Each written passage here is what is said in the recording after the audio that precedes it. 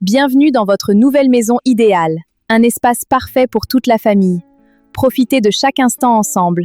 Votre bonheur commence ici. Bon, vous êtes tous bien habillés. Allez, tout le monde à table. On va manger, puis nous irons nous promener. Papa, pourquoi tu ne nous demandes pas si nous avons fait un rêve cette nuit? Non, ce n'est rien.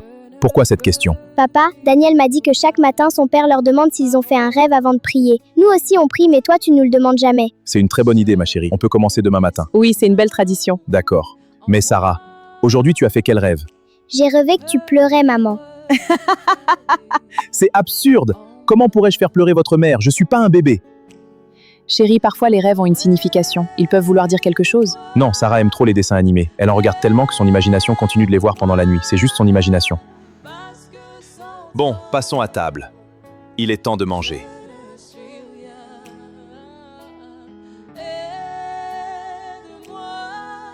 Allez, tout le monde, il est temps d'aller manger.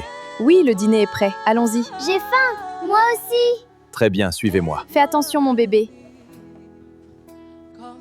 Papa, parmi nous tous, qui aimes-tu le plus? La personne que j'aime le plus, c'est votre mère. Elle est mon premier amour. Mes enfants, je ne vous aime pas plus que votre mère. Vous êtes le fruit de notre amour. Un jour, vous quitterez cette maison pour fonder vos propres foyers, voyez? Elle va vieillir avec moi. Junior, prends ça et va derrière avec ta sœur Sarah. Vous allez vous occuper du bébé. D'accord, papa. Oui, papa. C'est bien, les enfants. Faites attention. Je ferme le coffre. Merci. Parfait, installez-vous bien. Papa, crois-tu que Dieu peut parler à un enfant? Oui, ma fille, Dieu est souverain. S'il veut parler à un enfant, il peut le faire. Mais pourquoi me poses-tu cette question? Papa, le rêve que j'ai fait hier, c'est comme si, dans mon rêve, j'avais vu cet endroit. Cet endroit, tu veux dire que tu as vu exactement ce lieu dans ton rêve? Vraiment étonnant, j'ai l'impression d'être déjà venue ici. Chérie, vraiment. Sarah commence à m'inquiéter. Souvent, elle a des pensées qui me surprennent. Non, ne t'inquiète pas. Sarah parle beaucoup, c'est tout. C'est même la plus bavarde de la maison. Oui, c'est vrai qu'elle a toujours quelque chose à raconter. C'est une enfant curieuse. Il faut simplement l'écouter et l'aider à comprendre ce qu'elle ressent. Papa, Dieu a parlé à Balaam par une ânesse.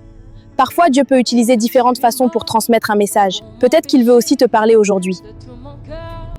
Papa, ces derniers temps, toi et maman, vous ne priez plus comme avant. Après les repas, vous passez beaucoup de temps devant la télévision pour suivre les séries, donc moi je crois que Dieu peut vous parler à travers Sarah. Vraiment, mon chéri? C'est une idée. Sarah, dans ton rêve, ta mère était où exactement? Maman était allongée dans un cercueil, papa. Dans un cercueil? Mais pourquoi elle dormait dans un cercueil? Chérie, on doit arrêter la voiture pour bien écouter cette fille. Elle ne raconte pas ça pour rien. D'accord, quand on arrivera à l'endroit où on doit mettre de l'essence, on s'arrêtera et on l'écoutera attentivement. Papa, à mon avis, on devrait arrêter la voiture, l'écouter et prier avant de continuer.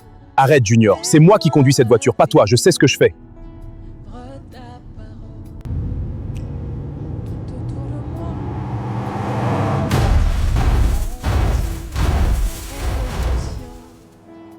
Monsieur, vos 3 enfants sont sains et saufs. Ils n'ont aucune blessure grave, ils vont bien. Mais votre femme est dans un état critique. Nous faisons tout notre possible pour la sauver. Docteur, elle est partie. Elle est morte. Ce n'est pas possible, ma femme! Sarah, dans ton rêve, ta mère était où exactement? Maman était allongée dans un cercueil, papa.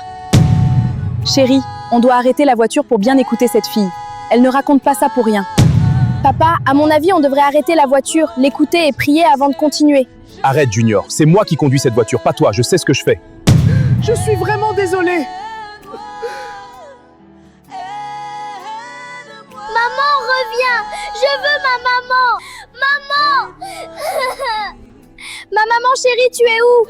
Je vais te voir, viens maman! Maman, reviens! Maman, tu me manques!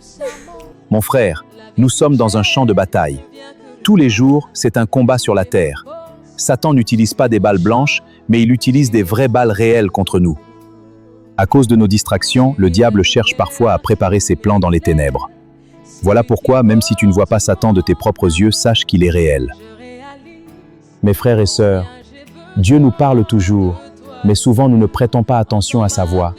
Nous sommes parfois trop occupés, trop distraits ou nous ignorons les signes qu'il nous envoie. Mais lorsque nous refusons d'écouter, cela peut avoir de grandes conséquences dans notre vie. Apprenons donc à ouvrir nos cœurs, à écouter la voix de Dieu et à suivre ses conseils, car il veut nous guider et nous protéger. Toi qui caches un péché inconfessé, répands-toi de ce péché que tu chéris là.